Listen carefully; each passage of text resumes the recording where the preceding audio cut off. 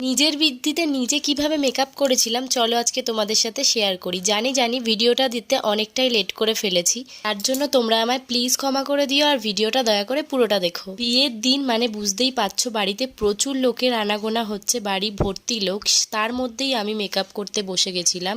প্রথমে আমি স্কিনটাকে ভালোভাবে প্রিপেয়ার করে নিয়েছি, তারপর সানস্ক্রিন মেখে নিয়েছি কারণ দিনের বেলার মেকআপ।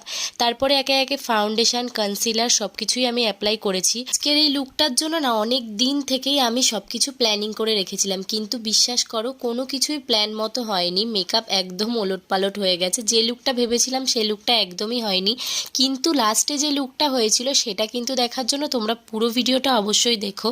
আমার বিয়ের সবকটা লুকই আমি নিজেই করেছি, আর বৃদ্ধির মেকআপটা আমি একদম নিউড আর সাটেলের মধ্যেই রাখতে চেয়েছিলাম। মাত্র 30 মিনিটের মধ্যেই আমি এই লুকটা ক্রিয়েট করেছিলাম, কারণ ব্রাহ্মণও চলে এসেছিল, সবাই আমাকে প্রচন্ড তাড়া দিচ্ছিল। ফেস মেকআপ কমপ্লিট করার পরে আমি এখানে কাজল অ্যাপ্লাই করেছি, আর আমি একটা হালকা করে উইং লাইনারও ড্র করেছিলাম। আশেপাশে লোকজন এত চেঁচামেচি করছিল যে তার মধ্যেই আমি কনফিউজড হয়ে যাচ্ছিলাম কোনটার পরে কোনটা দেব, তাই কাজল পরার পরে আমি এখানে আইশ্যাডো দিয়েছিলাম। মেকআপ মোটামুটি আমার কমপ্লিট হয়ে গেছে। একটা নিউড কালারের লিপস্টিক ইউজ করে নিয়েছি, তারপর এখানে ভালো করে জুয়েলারিগুলোও পরে নিলাম। সব জুয়েলারিগুলো একদম হালকার মধ্যেই পরেছিলাম, আর এই কিউট টিকলিটা আমি স্পেশালি বৃদ্ধির লুকের জন্যই কিনেছিলাম। আর এইটা হলো আমার বৃদ্ধির ফাইনাল লুক।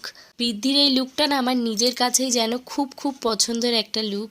তোমাদের এই লুকটা কেমন লেগেছে অবশ্যই কিন্তু আমায় কমেন্ট করে জানিও। যার কমেন্টটা বেশি ভালো লাগবে আমি নেক্সট ভিডিওতে শাউট আউট দেবো। আজকের মতন টাটা।